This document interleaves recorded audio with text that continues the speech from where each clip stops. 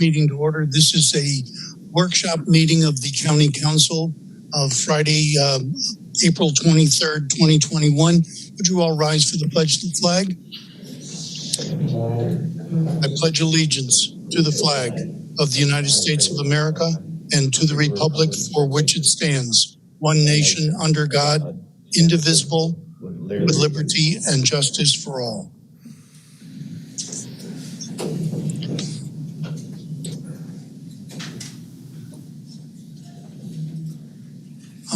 Taking a look at the members of County Council present, I believe that we do in fact have a quorum of council. How many members are in attendance at the council chambers? I see Mr. Somerville. We just have one here, sir, and just one. Mr. Glover is online and it's labeled as iPhone. Okay, all right. So we do have 6 of us. 1, 2, 3, 4, 5, 6, 7. Okay, 8. All right, so we are a quorum. Okay, I'm going to turn this over to the chair of the Finance Committee, Mr. Lawson, to begin today's agenda. Mr. Lawson. Thank you. I was on mute there. I apologize about that. Ms. Pinky Harriet has been helping to set folks up, so we have people set up for today. Let me see, Hayes, can we find out who is our first presenter for today's meeting? If you don't mind, Hayes, I will do that real quick. I'm okay. Give a brief overview to the council as to what we're trying to accomplish today. We have invited all the elected officials to present to you all this morning for various reasons. Our folks being comfortable with their budget requests and not feeling the need. The only elected official that has taken us up on the offer this morning is the sheriff and his staff. So you will hear from them once I conclude my summary comments here, and they will be glad to do their presentation and answer any questions you all may have.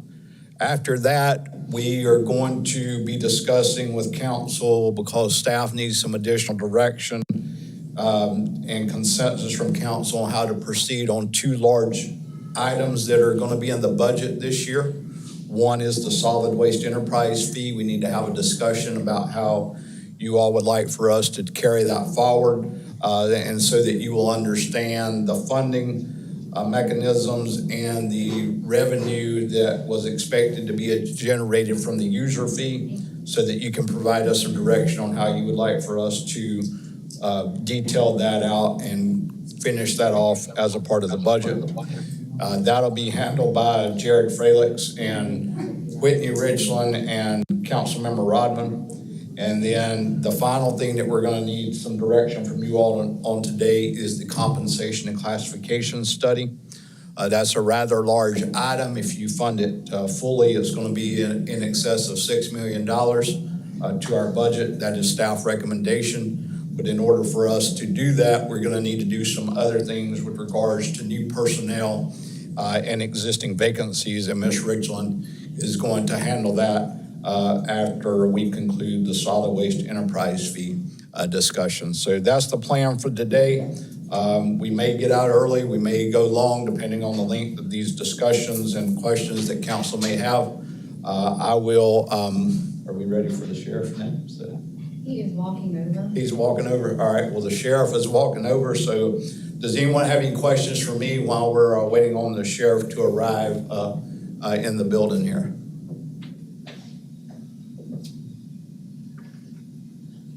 Okay, hearing none, we will wait on the sheriff to arrive. I think he's walking across the yard now. So.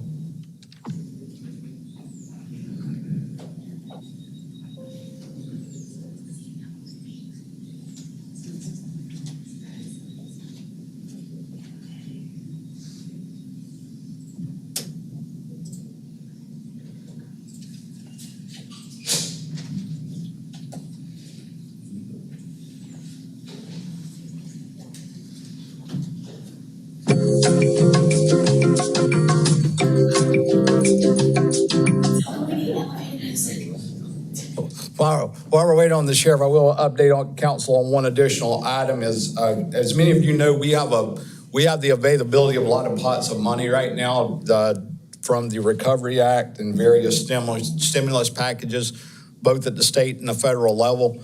We have started a committee here of staff members that includes county staff in addition to 2 fire chiefs in the area, because there's some things that we want to try to use that money for that will be presented to you eventually regarding emergency response and the fire departments.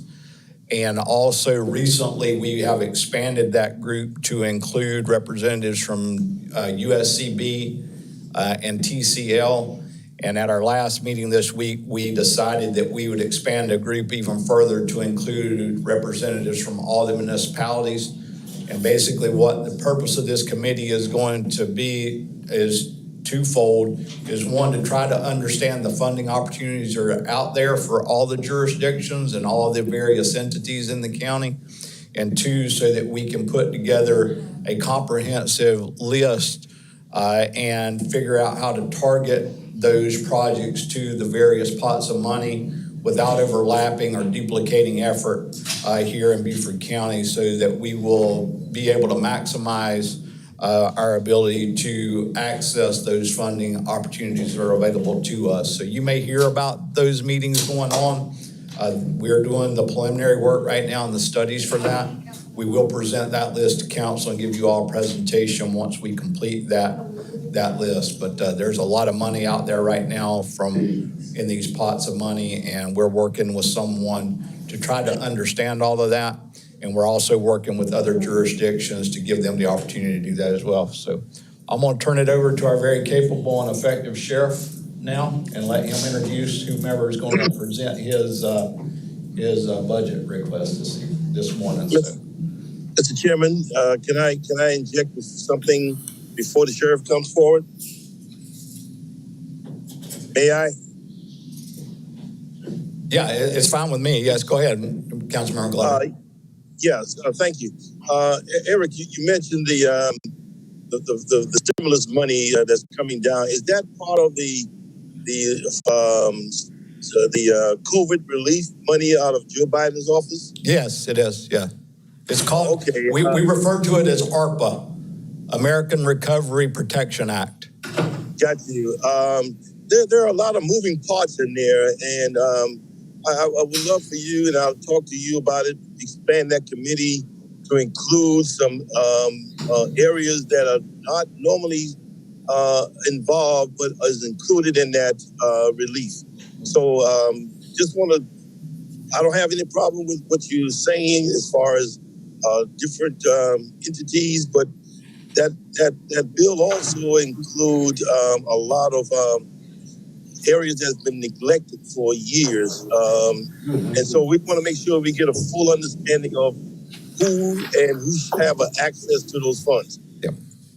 I understand, and we're trying to do that right now. We're right now trying to review the guidance and figure out what we can use that money for, what programs can be covered with that money. And once we do that, then we will probably be reaching out to various stakeholders in the county to see what projects they might have available for us to submit for funding as well. So, but your point's well taken, and we're trying to take a comprehensive approach to accessing these funds. So, but I appreciate your comment, Councilmember Glover. Take your seat. Thank you.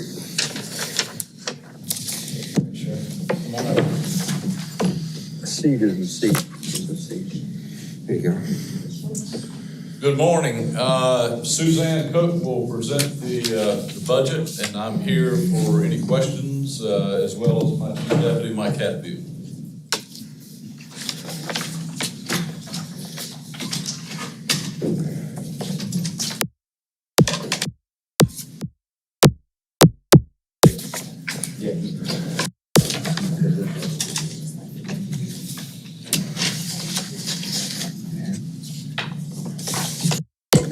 Good morning. How's everybody this morning? All right. I'd like to start out by saying what a positive experience it has been to work with Whitney, Pinky, Hayes, Sarah, and her crew. It is very refreshing to have a positive experience, all optimistic about the future. They're making huge strides in streamlining things in the finance department that's actually affecting everyone, and obviously including the elected officials. I would like to say the purchasing thresholds, that would be an amazing feat if you guys can increase those for all of us. Definitely maximum efficiency. With that said, this year, the budget presentation is a little bit complicated because there are so many moving variables. And talking with Pinky and Whitney, the consolidation of some of the line items is a wonderful idea. And we are definitely wanting to participate in that particular exercise and to have them into next year's fiscal year budget. With that being said, I have provided a spreadsheet, kind of a macro and a little bit of a micro level, because I know there's definitely personalities on here that like to look at the details. And with that being said, Brennan, do I see it? Or do I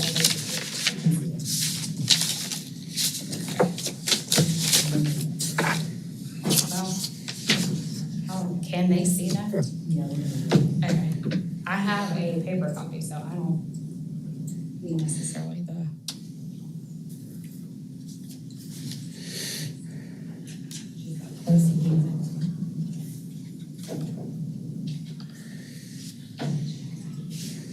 And I've left out one person. Hayes has been extremely helpful as well.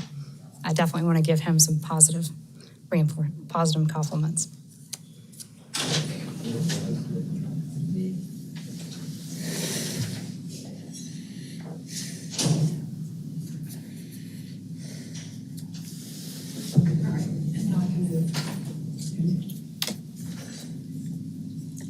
You want to just start like on Okay.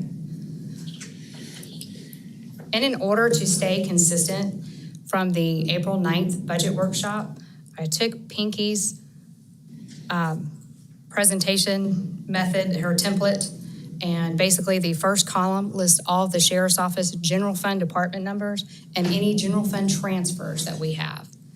The second column is straight from her presentation as well, the fiscal year 19 actual numbers, as well as the following column, the fiscal year 20 actual.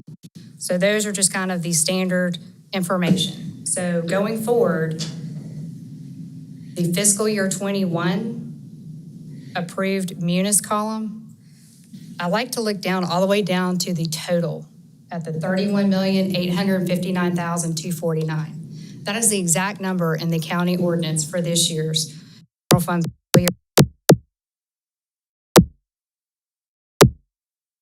Because next, we submitted the next column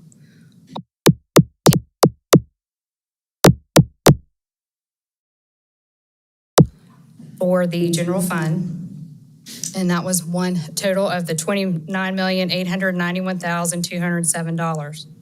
Well, that was as of March 17th, and as we stated in the SharePoint, things would change. In working with Pinky and Whitney and Hayes, taking the consolidation of our electricity, water and sewer, the garage maintenance, and the risk management insurance, we have now subtracted those amounts from our Sheriff's Office budget because they are consolidating them into a general fund budget or an internal service fund, wherever they're putting them. So we have decreased our budget by those amounts, but just to be perfectly on the same page, there's really not a decrease. It's really just a transfer over. One thing with the garage maintenance, we will have some boat repair expenditures because that is apparently for the contract for the county garage, which is First Vehicle Services, and our boats actually are serviced by Webster Marine. Next, the following column, we have updated those numbers to include the transfers for consolidation. The following column, Sheriff Tanner has made revisions to each one of the department numbers as well. And the next column is as of today, our total general fund request is that $28,000,000 $211,815. Well, and taking it to compare it to fiscal 21, the decrease of $3,647,434. However, I think it's important to point out reason why that's such a large decrease is because of the Hilton Head law enforcement fee. Those expenditures now have been transferred out of our budget and into that special revenue fund. So the next slide and last slide, just to kind of show in summary, for fiscal year 21, we are approved for that $31,859,249. And then to have apples to apples comparison, we add back in we take our request of the $28,211,815, add back the consolidation numbers, add back the Hilton Head law enforcement numbers to get $33,009,570. So really our budget increase is $1,150,321 in general fund. So I wanted everybody to have that apples to apples comparison. The majority of that increase, as you know, we didn't purchase any vehicles this fiscal year. So we have included 12 replacement vehicles and the accessories, and that's over $500,000. And the remaining is as the sheriff would say, cost of doing business. I'm sorry, the remaining is what? Cost of doing business. Increases in printing, Oh, right, increases right. in supplies, all those wonderful line items. So at this time, we'll gladly take any questions.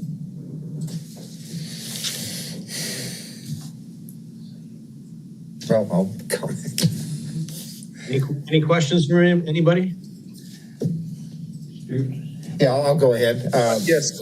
Yeah, a very professional presentation. It certainly makes a lot of sense. I think it's hard to argue with any of what you're asking for. I think that's absolutely fine. Some of council's heard me say this. Relative to the Hilton Head fee, what I kind of envision happening is that it's in the court system to decide what's going to happen one way or the other. But regardless of how it happens, it seems to me that cost needs to be in your budget. And the only question is whether we collect it as a uniform fee or they collect it in their millage and then send that amount of money over to us. So I don't see it affecting your budget long term. And I would guess where we would end up, even if the courts decide that they have to pay it, they're still better off for the citizens to collect it through millage and write a check to the county than we are to collect the separate fee. But it doesn't affect what you're asking for, but that's just a related comment. Well, I think that would actually go to CFO Richland. Yes. So, I don't see anything that says that it doesn't make sense from what you're talking about. I would like to make 2 additional comments, if that's okay. The first comment, in the spirit also with teamwork, I know that the county is reviewing their vacancies, and we have reviewed ours as well, and we are funding 15 of them for next year. Now, we are not funding 16 of them. So at this point, I know the sheriff wanted to expand upon that a little bit, as well as for our fiscal year 21, we are going to carry over $1 million in order to be appropriated with the federal courthouse. We've already started those expenditures, and some of those purchase orders will not be complete by fiscal year 21 year end. So we're asking for that money to be carried over in order to pay for those purchases and renovations.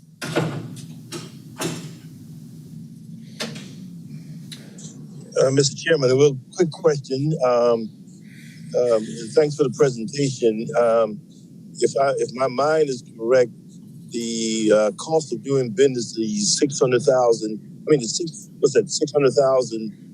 That's roughly about 2% of your budget increase. Yes, sir. It's a little less than 2%. It's between 1 and 2, then, huh? Yes, sir. I think it's about 1.6. Okay, my mind is not that bad. Okay, thank you. Yes, sir. Are there any other questions anyone has? This is Chris.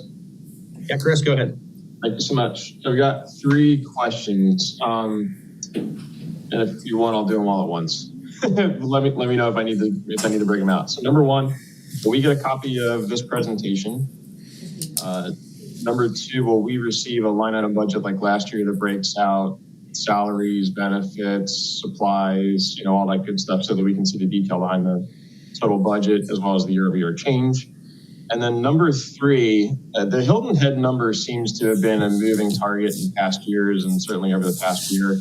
The Tischler-Weiss number came out, I think it was somewhere around 4.3 million. So is there a methodology around, and could you speak to around how the $3.6 million was arrived at, and would we be able to get the detail behind that too, just like, the overall sheriff's budget? Okay. Question number 1, will you get a copy of this presentation? I've been informed by the clerk of court and Brenna as well that they just emailed that out to you. Question number 2, will you have a line item budget that's actually in SharePoint now? And I think with the administrator and Pinky and Whitney, that will be forthcoming in next weeks.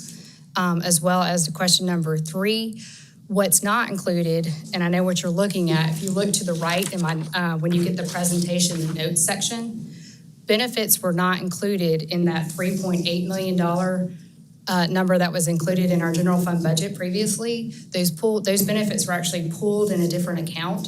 So it's about $550,000 approximately. So the budget is correct. And yes, you will have the line item information with the Hilton Head Law Enforcement Services as well. Okay, thank you for that. I think this is a good first blush. I can't promise that I won't have more questions, as I'm sure you would assume after we get the detail and after getting a chance to digest everything. But it's a good first blush, and I appreciate that. Are there any other questions out there? Well, I'd probably ask that once we receive the detailed line item budget, that possibly we can ask you to come back out and just be there when we get that, and we might have a few more questions off that, if that's okay. Absolutely. We'll let you know when that is. And obviously, Sheriff, if you have something to say, we'd love to hear from you if that's okay. No, I mean, we're here and glad to answer whatever questions you may have. I am curious, so you'll get a copy of the detailed budget, but what are you looking for? Maybe we can help you. Well, really not looking for anything, but obviously, once we get that and go through it, if we do have questions, when we'd ask to have you come back and answer some of those. And hopefully it's a detailed enough a budget like last year that we won't have any questions. So you might have answered everything that we might have in that. But again, just that request, if we did need something. I mean, obviously, your office being one of the larger offices out there where we spend a lot of money. So obviously, we just want to make sure that we're asking all the right questions and you get a chance to answer all the right questions. And please, by all means, and I know you have access to all of the phone numbers, especially Suzanne's, mine, my chief deputy. And I make this recommendation every year. Please, if you have questions outside of this setting at any time, and I have a lot of council members that will independently call my cell phone or call me at the office. If you ever have any questions about anything, please pick up the phone and call us, send us an email. We prefer to chat with you. You could email people to death, and it's easy just to pick up the phone. You have access to our cell numbers and everything else. So, I want to make sure that everyone knows that we invite and welcome those phone calls and those questions. Great. I agree. You guys have always been an open book and been there for any questions that's come through. So, no, Sheriff, we thank you for your time and your energy, and thank you for everything you brought to us today. Is there any other questions for the Sheriff since we have him here? Just want to make a comment to the Sheriff. I appreciate the presentation that's coming forward. I'm glad to hear the working relationship between staff and our staff and your staff, and really appreciate the separation, clearly showing the effort on Hilton Head law enforcement versus what is done for the rest of the county. So I just want to say thank you for how you moving forward and presenting that to us. Thank you. Well, you're very welcome. And let me also say, because I know, Suzanne and I we talk multiple times every day, but I'm very impressed with the staff that Beaufort County currently has at the county level. The county council has done a wonderful job in bringing their finance folks, Pinky and all those, to the table. They're doing a terrific job. They've got, some of the thoughts that they have and how we move forward are very beneficial to the county. Streamlining everything that we do is extremely beneficial in this process here. So I commend county council on bringing that staff forward. They're doing a great job, and we enjoy working with them. That means a lot. It cuts to the chase, and we can get things done in a timely fashion. Thank you. Thank you, Sheriff. And again, we do want to thank you for your cooperation. And again, we agree that our staff with Ms. Richland and Mr. Hayes and Ms. Harriet and everybody else in the budget department and finance department that we think we are definitely heading in the right direction, and we see things that are changing already. Eric, I'm going to give the floor back to you. Is anything else that you wanted to present next, I think?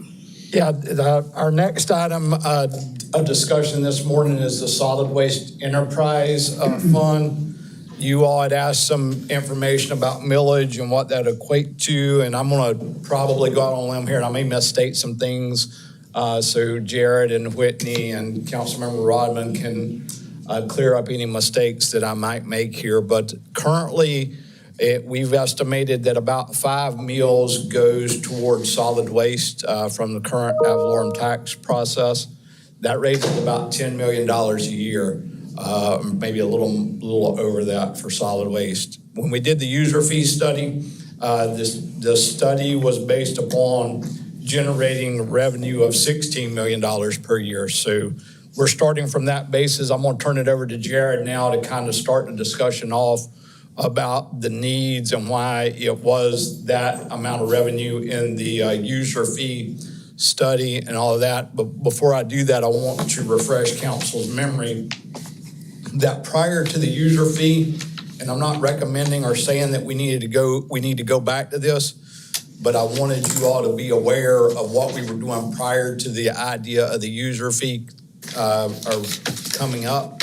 And that was, we were considering and asked Tischler Bice to also do a study on a solid waste impact fee that would allow new growth to kind of help pay for some of these things. That was abandoned whenever we started the user fee idea, and we did not pursue that again. But that is another option that we may have to raise additional revenue should council want to do that, in addition to doing what we're doing with the enterprise fund through the millage. So Jared, I'm going to turn it over to you now and let you expand on what I've just told council. Thank you. Appreciate that, Eric. So as Eric mentioned, council, we are been working with the financial questions that were put forth over the last couple discussions, first at the public hearing and then most recently at the second hearing. At the second hearing was the discussion of moving it from the fee of $169 towards a millage. And Eric was right in that calculation. What we looked at is the $10 million that we have in this enterprise fund, our solid waste operations currently equates to pretty close to 5 mils. What we've looked at to see and offered in to develop a cost and an overall budget to present to you guys as a mill neutral budget, what we could carve out of what was described in the fee study by the consultant. As mentioned in the fee study, there was a $16 million fee or operating expense. Included in that was cost for extra personnel, cost for operating reserve, extra cost for operating costs, and then also for capital outlay. So trying to see what we could do as close to the $10 million operating function that we have today, but still roll out as an effective enterprise fund.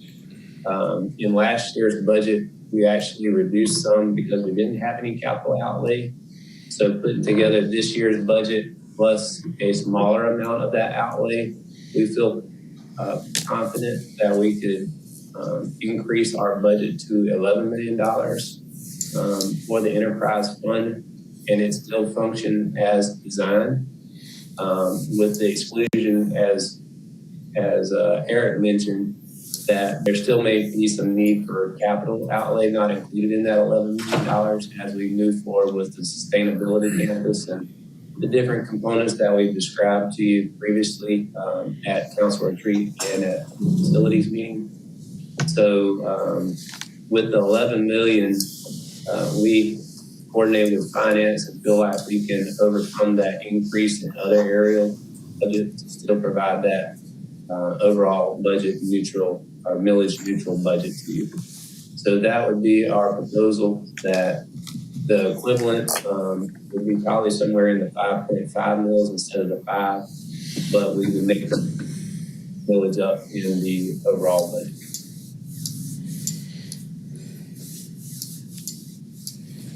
We have microphones here.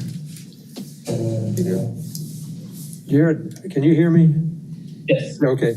I have a couple of questions. If the 5 mils generates closer to 10 than 11, is your thought to take the delta out of the rest of the general fund? Yes. Okay. And the other thing is capital projects. Could you elaborate on that just a little bit? What might be, I know it's hypothetical, but what might be coming down the pike? Sure. So the MRF building, the material recovery facility, we talked about having maybe the smaller one to start with, or possibly a larger one, and a larger one later. The smaller one would accommodate the recyclables that are processed or received at our current fees. But if we open that up to take on larger amounts of waste, i.e. the curbside hauler, right now they take that directly to the landfill. We would need a larger facility for that. Also, if we look at long-term solid waste operations, if we consider other recycling methods, say a single stream recycling method, there would be a larger facility needed for that. So those are two capital expenditures. If we accept larger volumes of waste and a potential single stream waste stream, there would be some output that would be needed on the rear end of that MRF building, either in a transfer station or a waste-to-energy facility. So those would be subsequent capital outlays. And then lastly, the easiest, and even though it doesn't have as large of an outlay, there still is a capital outlay on the composting. So right now that, again, we collected at the convenience centers, we'll take it to the landfill. So if we establish some composting efforts, there's some capital outlay and equipment that we required for that, and land possibly. So those are the kind of ideas of future capital outlay that we'd like to move towards over the next 4 to 5 years. Are we in your mind, are we any closer to a transfer station? Not at this moment. In order to develop a transfer station, we've got to work on the siting for that, where that site would be.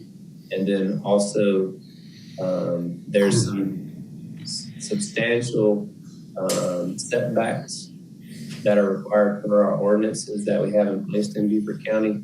So establishing the site is first priority to establish a transfer station. More than likely, again, we wouldn't just develop a transfer station on its own. It would be a part of a material recovery facility. Thank you.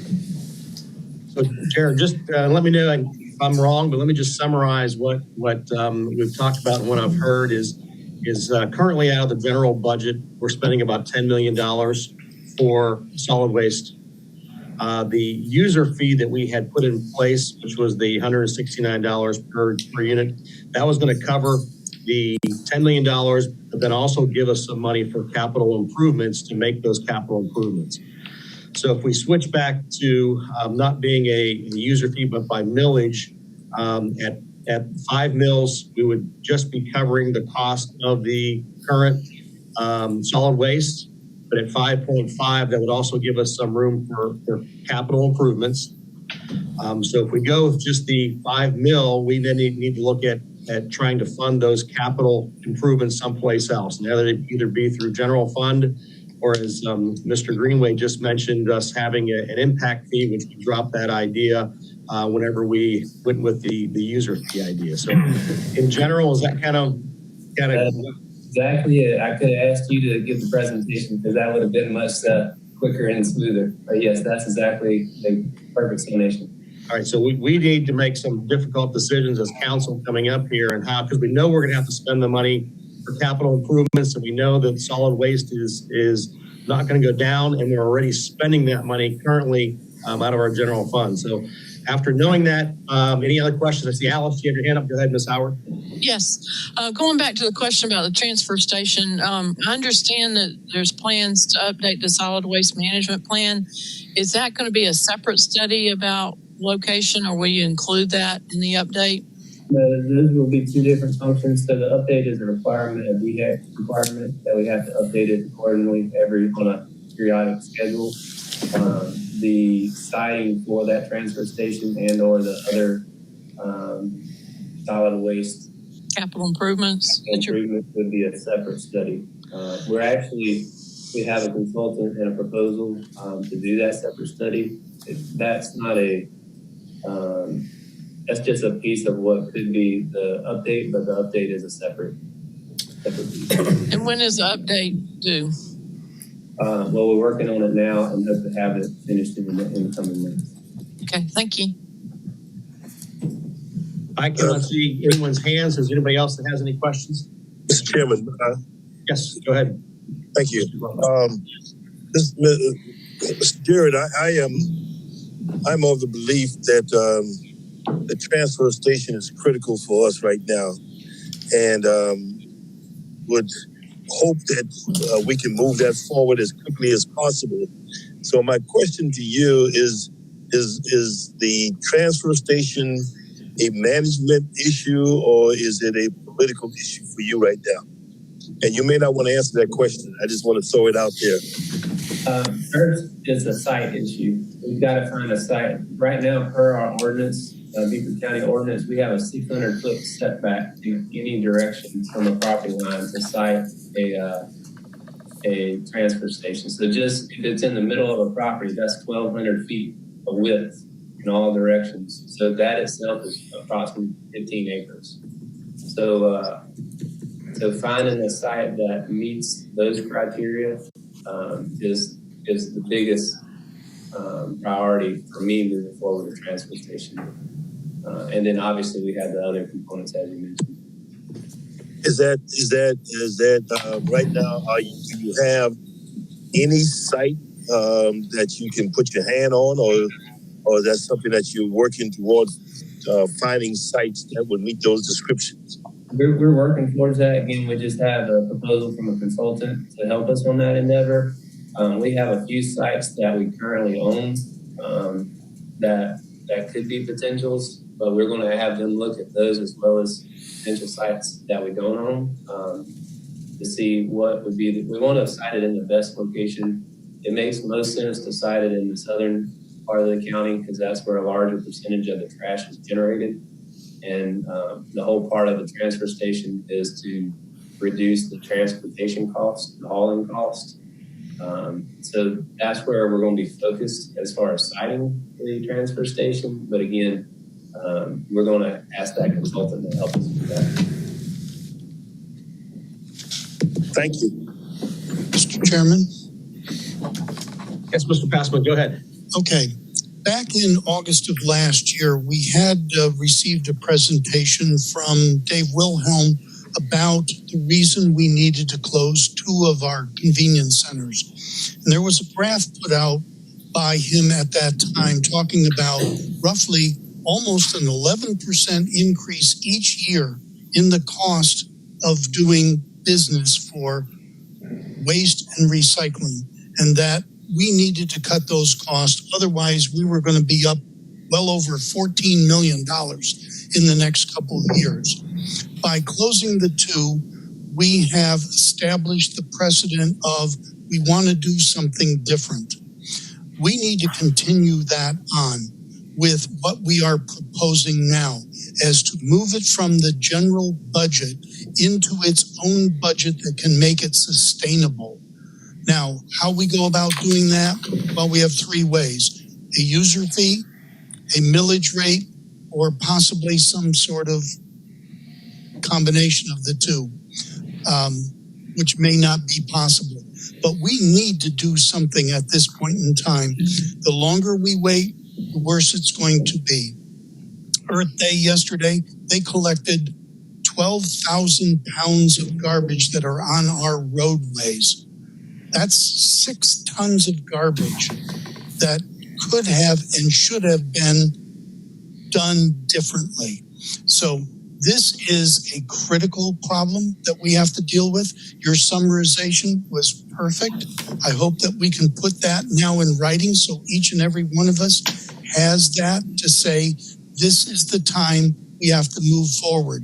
I agree with Councilman Glover. It is of critical importance that we cite properties that we can have this transfer station so that we can begin to do what other states are doing, that we can model after them and really begin to recycle, reuse, repurpose the waste that we have here in the county.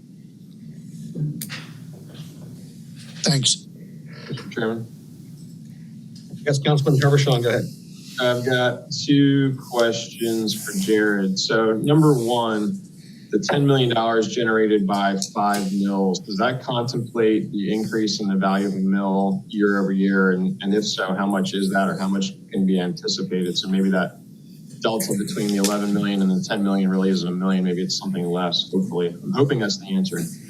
Not to put words in your mouth. Anyway, so that's the first question. Number 2, with the $1 million that's anticipated to come out of the general fund to close that gap, is that a one-time thing, or is that going to be a perpetual thing?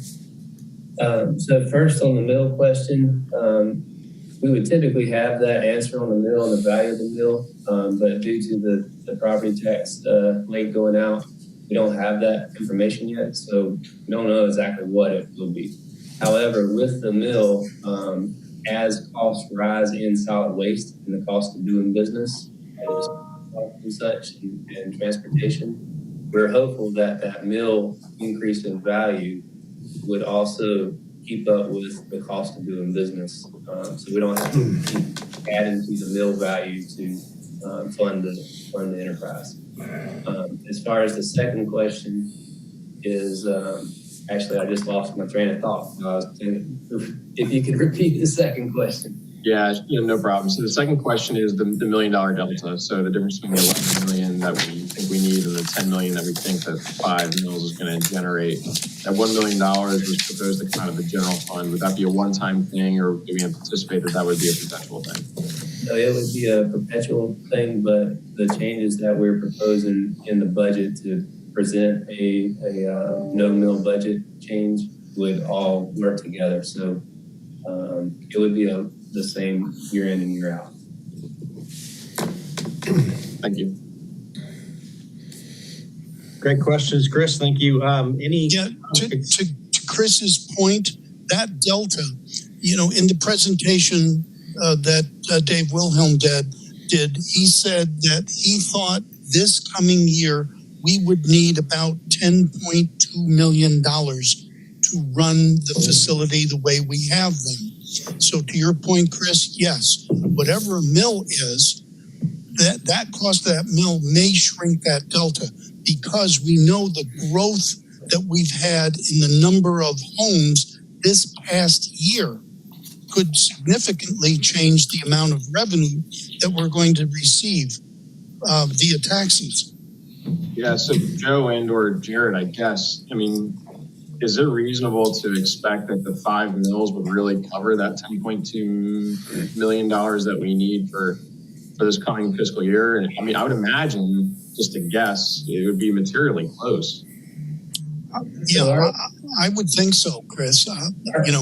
Again, until finance can actually calculate the value of a mill, we're still guessing, but I think your point is well taken. Yeah, The population continues to grow.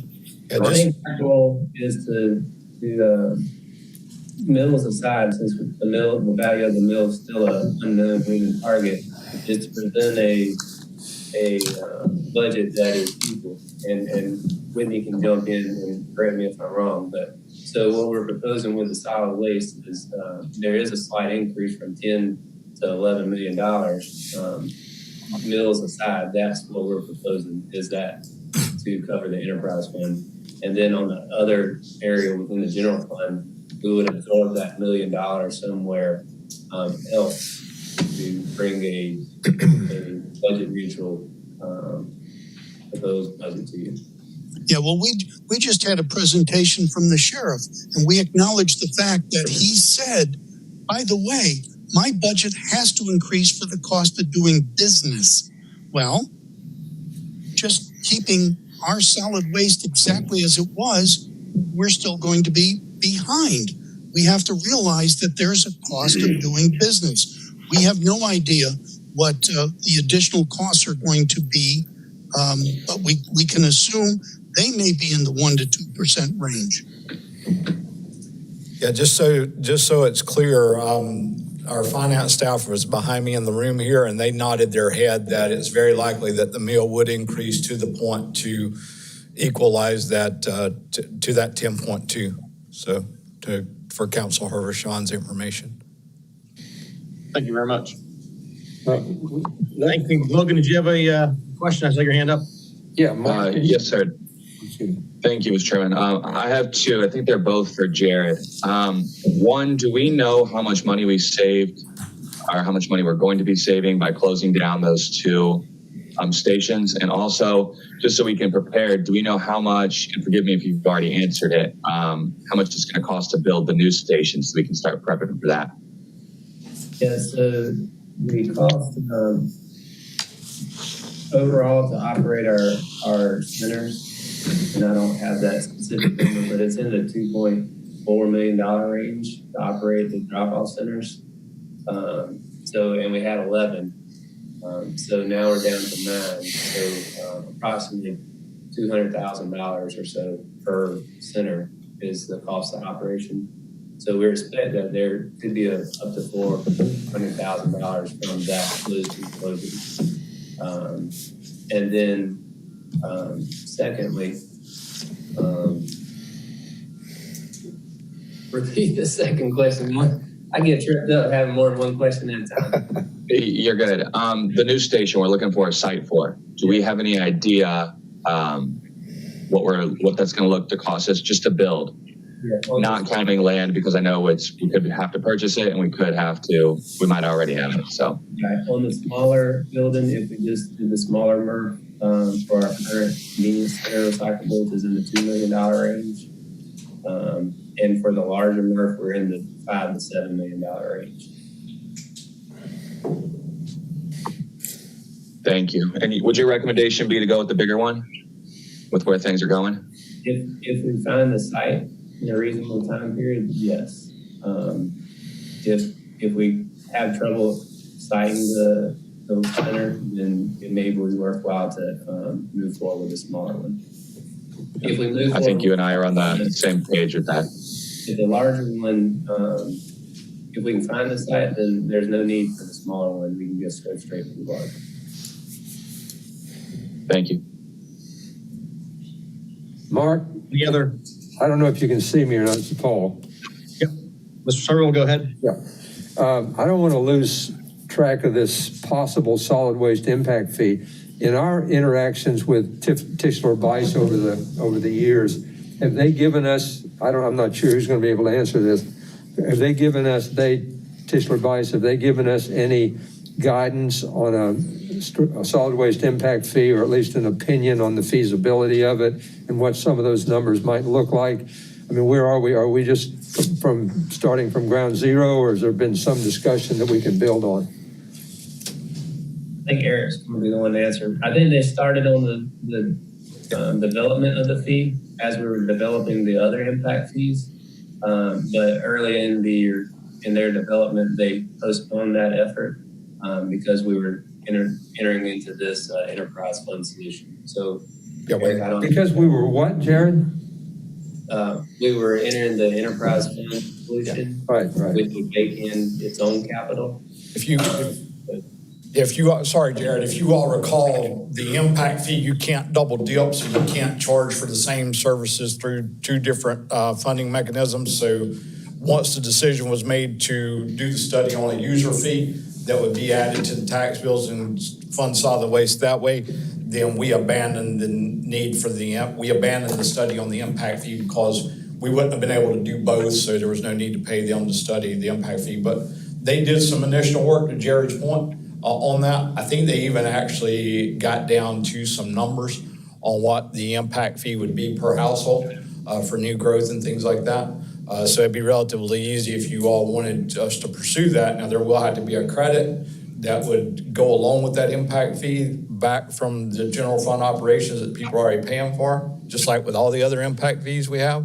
But we can pick that up, and that would be a way to allow new growth to generate some additional revenue for capital throughout the county. And I'm not sure how much the cities and towns are participating in an intergovernmental agreement on that fee, so that might be problematic as well. But if council desires for us to explore that in more detail, we can certainly reach out to Tischler, Bice, Colin McElweeney and find out, what it would take for them to complete that study. Well, if we take user fee off the table, and I would think it would become a more viable option. Yes, it does. Right. Yeah, I mean, speaking personally, I'd like to see that followed up on, because it may be, as you say, an opportunity for us to at least come up with some capital money, which right now we don't seem to have. Yeah, and that's what we're looking for today. And what we need direction from you all on today is whether or not you all want us to hold the mill rate at 5 mills for the solid waste fee, and that there's no opportunity for you all to look at increasing that for solid waste, even though we might be able to hold the line on the overall millage and not, so that it would not raise taxes. So I think that's the direction we're looking for this morning. It seems to me that everything I've heard today is that 5 mills isn't going to exactly do it. There's likely to be, probably will be a delta in there. And if I understood Jared correctly, that delta is going to continue forward through the years. So it seems to me if we just set 5 mills and we know we need, let's say 5.4, that doesn't make any sense. If we need 5.4, then it should be 5.4 or whatever the number is. But to say it's 5 and then we'll figure out later on where we're going to get the additional dollars, that doesn't make any sense. So my inclination would be to set the mill, once we know the value of the mill, to set the mill at an appropriate level to fund at least the operating costs, and then look at an impact fee for capital. That would be my thought. Yeah, Councilmember Lawson, Councilmember Rodman has a question. Yep, Mr. Rodman, go ahead. Yeah, just a couple things. I think we're headed in the right direction. I think everybody seems to be zeroing in on something in the 10 to 11 range, and given that we didn't do much capital in the last budget, I think there's a strong case to be made for the 11, because that picks up some of the short-term capital that we might need. When we talked about it at public facilities, the wisdom of council at that point was to go back and look at what we had in the current budget, the fiscal 21 budget, and then calculate that millage. And so I think we're at a point where we literally can take the 11 million. Whitney can take whatever is the mill value in the current FY21, make that calculation, and it's going to come out someplace in the 5 to 5.5 mills. The current plan is to then amend the ordinance that put in place the enterprise zone. And that would be an amendment, and that literally would be going forward in parallel with while we're doing the budget process. So if we want to tweak that millage at that point in time, I think we could certainly do it. But anyway, at the end of the day, I think we will have launched the enterprise zone.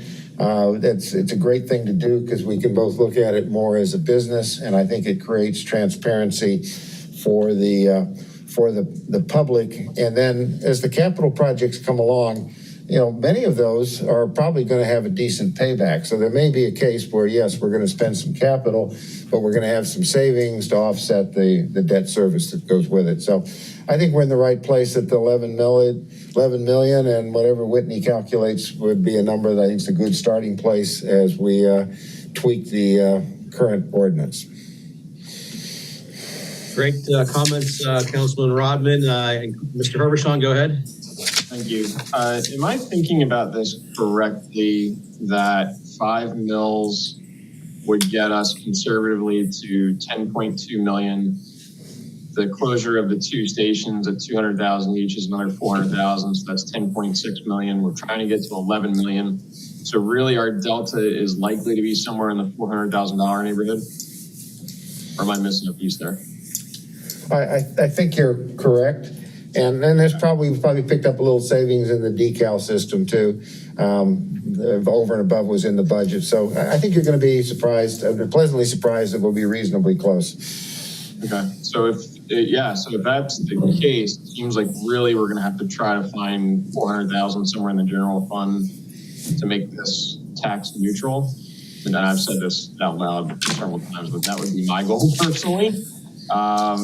And I think that makes it much more palatable for the public, because I'm sure everybody's getting questions just like I am. Why are you increasing my taxes? When in reality, I would personally just consider this an accounting geography move. And at least that's what I would tell my clients if this was, a small business that we were doing accounting for. If that's the case, I think that's great. And we're definitely going in the right direction. All right, well, thank you for that. We'll make those notations and we will adjust accordingly. Appreciate the feedback this morning in the direction. So, Councilmember Cunningham, go ahead. Yeah, I think to piggyback on Chris's point, he's in that number of somewhere around 400,000. So we just go ahead and be proactive and see if we can maneuver things around to get somewhere around the 600,000, just for some room for air. And then if we're over, we're over. But just to be above it, just in case we come up short somewhere else. Yeah, I think we have what we need this morning to do what we need to do with the millage and give you all something that will equate to be a tax neutral resolution to the issue of dealing with solid waste enterprise fund. Very good point. We'll do that. We'll make sure we build in some buffer. Great, very good. Eric, anything else on our agenda for this morning? Yeah, we're right now we need to move into common classification study because this is a big item. This is going to be one of the biggest, if not the biggest budgetary item in the budget this year. And going forward, because once we fund it, we're going to have to keep funding it because, we are going to have to keep paying folks at the same rate. So I'm going to turn it over to Pinky Harriet right now, and she's going to come up and get the ball started, and then she's going to turn it over to our Assistant County Administrator for Finance and our Chief Financial Officer, Ms. Whitney Richland. So come on up, Pinky.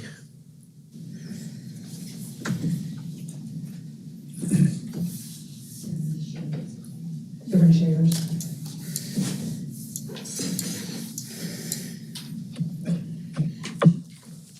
Good morning, council members.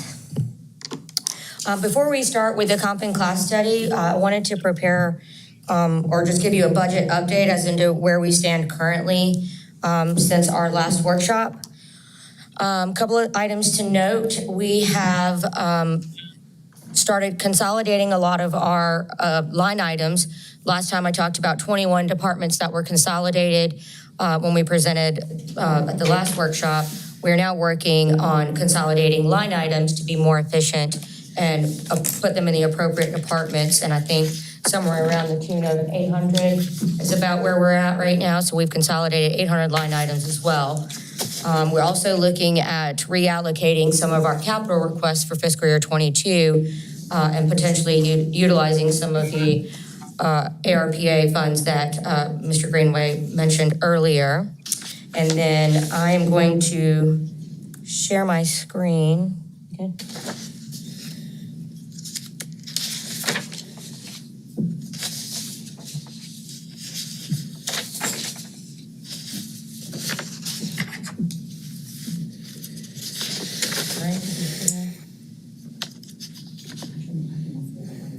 Okay.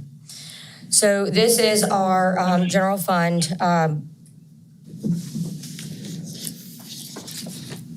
that we had discussed at the last budget workshop, and we have started making some adjustments in terms of reducing and trimming some of our line items to be more efficient and kind of get to the goal of we can implement comp in class.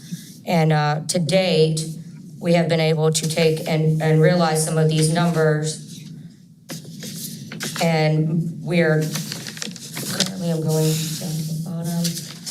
And as you recall, at the last workshop, we were at about an $18 million increase for the general fund. To date, we have been able to bring that number down to roughly $13 million. And with some additional adjustments with possibly utilizing our internal service fund, which is an additional $500,000 that would come out of the general fund, and also reevaluating the treasurer's credit card fees could reduce this another $1.4 million. So we are slowly making headway to get this increased number down so that we can implement comp in class. And as Councilman Burr-Rodman said the other day, we need to try to operate more lean and pay our people a little bit better. So I just wanted to give you a brief update on where we are with the general fund. Is there any questions? Can I answer any questions for council? You're good. All right, with that said, I'm going to let Whitney touch on our comp and class implementation in the next fiscal year. Thank you.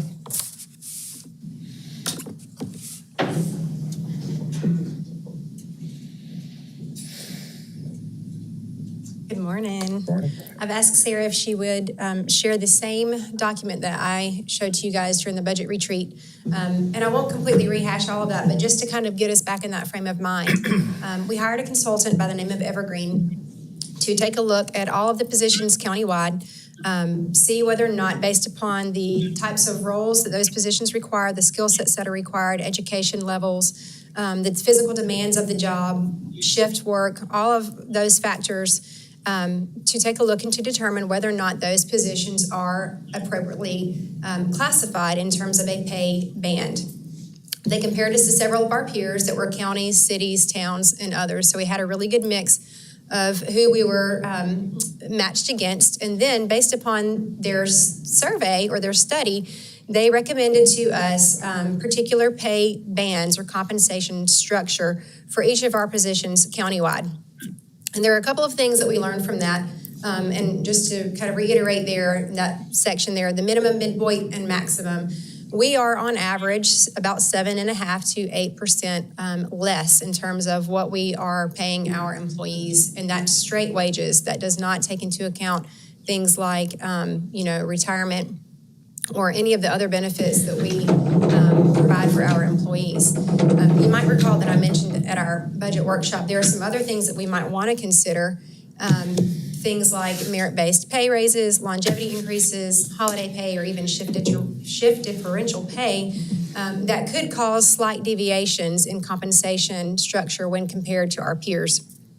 And at the bottom, you'll see that our biggest takeaway was that the study provided for us a really great foundation upon which we can analyze our compensation structure, but that we truly needed to do kind of a comprehensive approach in light of all the benefits that we provide to our employees, and that we would like to do that in concert with our new HR director that's coming on next week, and work toward implementing a holistic structure for our employees in the fiscal 22 budget.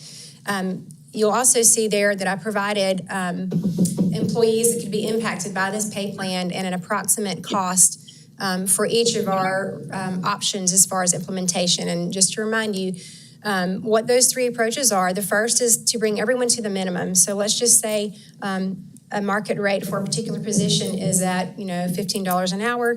We have employees that are currently making less than that. The very first approach would simply be to take all of the employees that are currently under market rate and bring them to the minimum of the market so that we are at least equal to our peers and are competitive.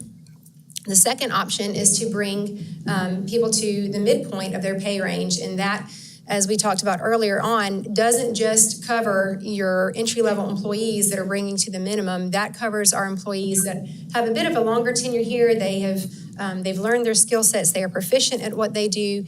They should no longer be at the bottom of their pay band. They should be somewhere probably around the middle of their pay range. And the very last approach would be to impact the largest number of employees, approximately 845.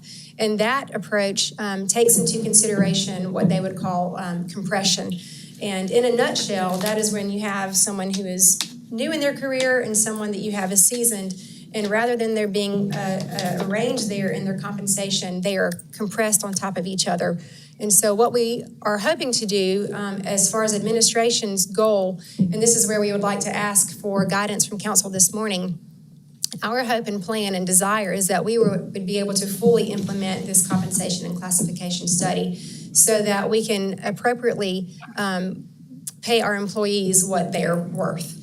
And so, of course, that is the most expensive. You will see that the pay range I have provided there, or excuse me, not the pay range, but the budgetary impact that I provided is somewhere between about 4.9 and 6.7 million.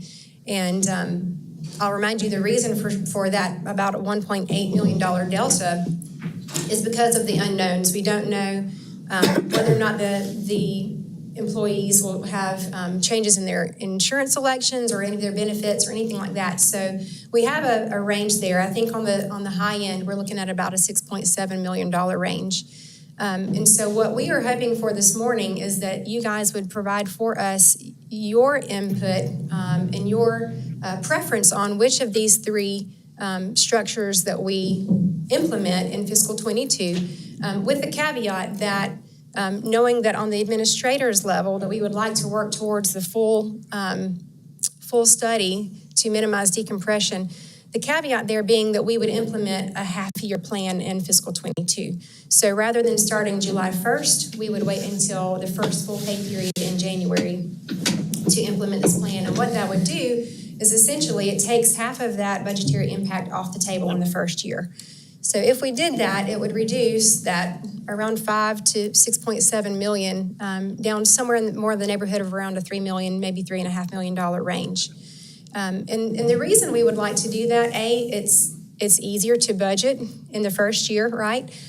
B, it gives our employees something to look forward to. It's not one of those things that we've sort of dangled like a carrot and said, hey, we're considering doing this, and then we have no follow through. So we want to demonstrate our commitment to our employees that we are trying to take care of them, and we're going to put our money where our mouth is. And then, so the impact there that we would have in terms of our total budget, you've just heard Pinky talk about us kind of shaving down our budget and trying to operate on a more lean budget every year, right? So that we can, instead of, spending money on supplies and things that we can take away and take off the plate because we can utilize technology and become more efficient in our roles, without a reduction in service to our citizens, but then hold our employees accountable for being more efficient, stewarding the county's resources, but compensating them a little extra for the wonderful job that they're doing.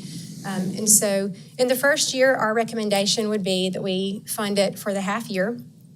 As we continue to work our budget down, we're right now of the opinion and belief that there would be no mill impact in the first year. We believe that we can continue to reduce the fluff, as some might call it, so that we can fund this first year, half year, with absolutely no impact on the mill rate. In the second year, depending upon the value of the mill, as we all know, we have been in an increasing market environment for the past year. At some point, that bubble probably will burst, but I think that it hits our area a little bit later than it hits other areas because we have such a strong military presence here in our community. And with the federal government being such a stable provider, even if the economy starts to downturn and cyclically we're due for a recession in the coming years, I don't think that our area would feel it as strongly as others first. So we are thinking that in fiscal 23 and 24 and beyond, even if the value of our meal slightly decreases, that with the practices we're employing now with more efficient budgeting and efficient operations and a workforce that is competent, that we can continue to build this in and have very little, if no, impact overall on our meal rate. Right now, as I know we've talked this morning that our value of a meal is still undetermined. However, I think that we can safely assume that it will not decrease this year based upon the market environment that we are in currently. And if last year it was around, if last year it was around the $2 million mark, just given normal inflation and CPI around 1.7, I think that we could safely assume that our meal value would likely increase somewhere, maybe even conservatively, around the 1.5% range. So those are our questions to you this morning. Which approach would you like for us to take? What, as far as timing, what is your desire there? And what other questions can we answer? I see Councilman Herbishon has a question. All right. Thank you so much.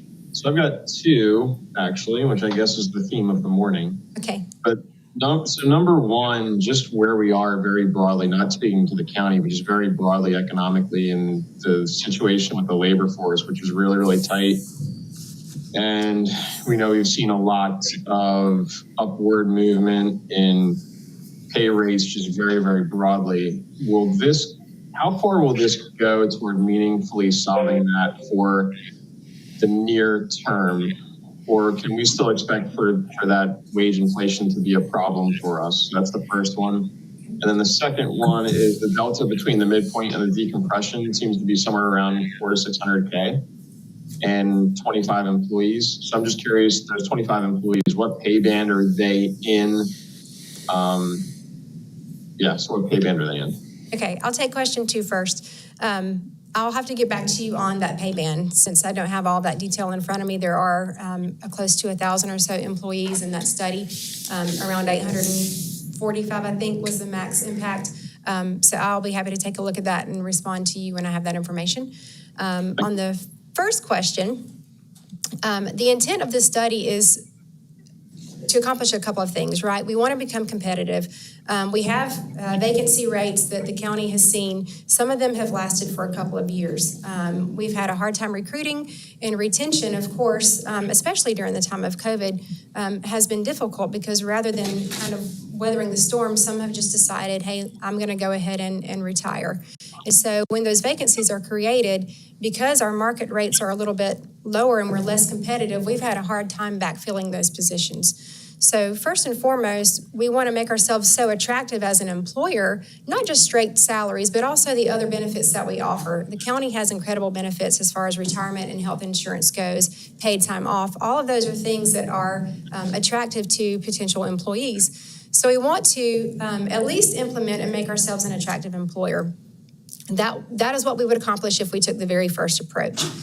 So above and beyond that, if we were to do anything above the first approach, either the midpoint or the full shebang, for lack of a better term, we would make ourselves even more attractive as an employer. And what the hope is here is that we would have a hedge for ourselves for a few years. At some point, you know, if inflationary growth continues the way that it has for the last couple of years, and we even saw some of that back in our Finance Committee meeting earlier this year with regard to the procurement code. At some point, we'll need to reevaluate, of course, but our plan here is to, as there is inflationary growth in the economy, that we would be able to implement another way to compensate our employees to keep pace with that, whether it comes in the form of an across-the-board cost of living adjustment, or whether it comes in the form of a merit-based pay increase based upon employee performance. The plan would be to keep pace with market each year so that we are not having the same issue and having to do another compensation and classification study 3 and 5 years from now. I hope I answered your question, but if I did not, let me know. I think so. So is it fair to say that if we do this now and it's done, we're not still going to be behind the 8 ball relative to the overall market, because the overall market has just been, just crazy. That is correct. Okay, cool. Thank you so much. Sure. Okay, Councilman Somerville. Thank you very much. I have to leave in a few minutes, but I did want to make a comment. A lot of my clients in my consultancy use items like steel and lumber products. And I can tell you in the last 6 months, steel has doubled. Wood products, lumber has gone up more than 100%. So this is going to work its way down pretty quickly to you and me and everybody that works for Beaufort County. I bought grapefruit juice yesterday, and I noticed it quickly went from $3 to $4.25 or something. I mean, it's there. Inflation is there, whether it shows up in the CPI yet or not. It's there. So I would support doing whatever we can on the high end to bring those folks up to the point that you're recommending. So I would support that 100%. Anyone else? Yes, go ahead. And just remember, this is a workshop. So we're not here to make any decisions on anything, but we're here to help ask questions and give our opinion to help the staff and with the direction that we're heading. So yes, was that Councilman Glover? Was that you? Go ahead. Yes, sir. Thank you. I appreciate the presentation. I was looking forward to this for the last 4 years.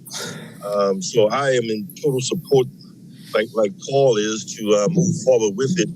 I like your strategy, so I want to compliment you on that. Going in half of the year, and then we'll deal with the other half in the next budget cycle. So I am in total support. I even like, I think you use the term compress.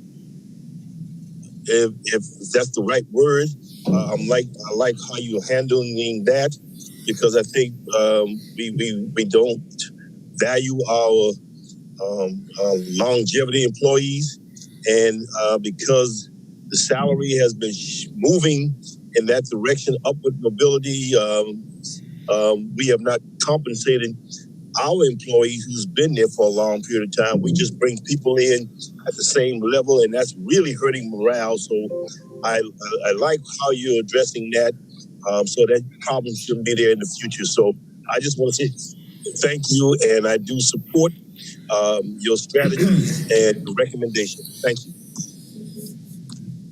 Yes, Councilwoman Howard, go ahead. I've been waiting 6 years. I think the merit-based plan should have, I love it. I think it'll be great. It'll help us in retaining and keeping employees past their quote retirement age, because they'll feel like they are valued and they'll keep working and this will get us there. And I would strongly support the full amount. Thank you. Likewise, I'm going to weigh in and say, yes, this is a wonderful thing that you are proposing. You're setting the bar higher. We want to attract the best and the brightest, and we want to pay them fairly. The people we're competing again are looking at us and saying, how can we stay ahead of them? So this is a very good thing. I appreciate what you've done. Councilman Rodman has a question here. Yeah, a couple comments and questions. First of all, does the study that was done, does that look purely at salaries, or is that also looking at benefits from a full compensation basis? So their study, the scope of their work only considered the wage piece. Okay. The figures I provided to you did include all the fringe benefits, even payroll tax. So that is what we anticipate full implementation to cost us. Okay. I do think some look at benefits at the same time, will make some sense. My sense of this is that we could look at it in two pieces. It seems to me if we've gone to the effort to have a study, and I think there's a general acknowledgement that we're underpaying, it seems to me we need to proceed with approving or whatever is required the study when it's ready to be approved.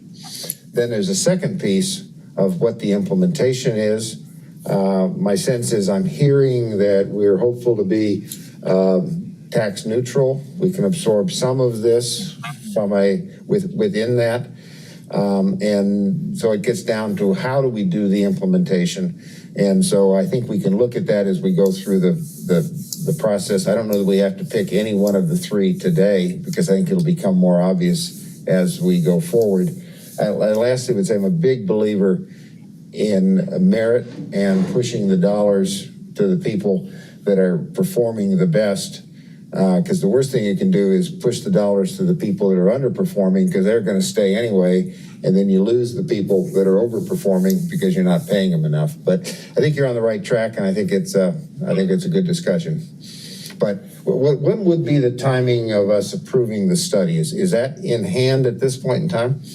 We have, I think, maybe one more week. I wish I had a representative from HR here to confirm, but the communication conveyed to me was that we would have it in a week. Okay, and I don't, in our procedures, I don't know whether we approve that or that's up to Eric, but it does seem to me that would be a logical first step for us to buy into, that we agree with the study and we're going to make that our permanent pay scale, and then we're going to figure out how to get there in an orderly fashion. Thank you. Anybody else with a question? And Whitney, thank you so much. And I think that overall that we, as you hear from everyone here, and myself included, is we are all for this. We'd like to see it move forward as much as we can.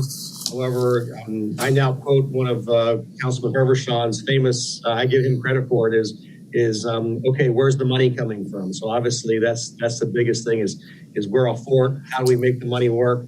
And then, of course, we start talking about trying to be tax neutral without raising taxes on the county to do it. So we'll see how really good you are when we do this. So, but thank you so much. You have done a great job. You make things very, very sensible and make it make sense to a lot of us that accounting things that usually are difficult to understand. So thank you. Any other questions before we let Whitney go? Mr. Lawson, if you give me a minute to make a comment.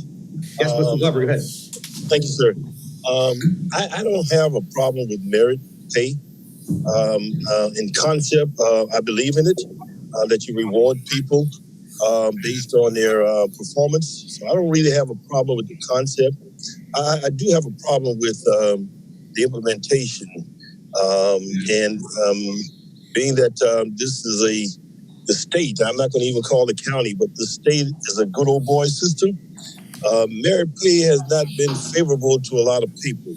So make sure that whatever we do with merit, that redundancy is there so that we make sure that everybody who's getting merit pay is worthy of that merit pay, and those who are not getting it, they are documented why they're not getting it. But fairness is where I am, and I'm dealing with history.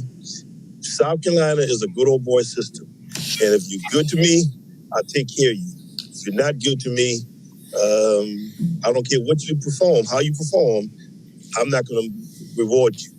Just want to make that comment. Thank you. Thank you, Mr. Glover. And Mr. Hervershawn, go ahead.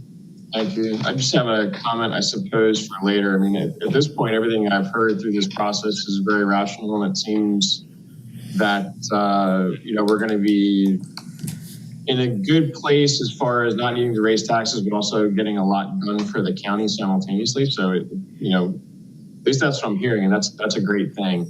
One of the questions that I'm probably going to ask later, so again, just want to plant the seed, if we're doing a half year of this pay increase, and it's going to be basically budget neutral for this year, and with what's going on with solid waste and a bunch of other things across the county, yeah, it's covered for this budget year. But when we think beyond that to next budget year and the year thereafter, are we forcing ourselves into a corner where we're going to have to make some much harder decisions, and we're looking at tax increases down the line? I mean, over time, yes, taxes are going to increase because we have inflation, and things like that. But how big is that problem going to be that we could potentially be creating for ourselves, or maybe we're not? So that's one of the questions that I would like to pose later.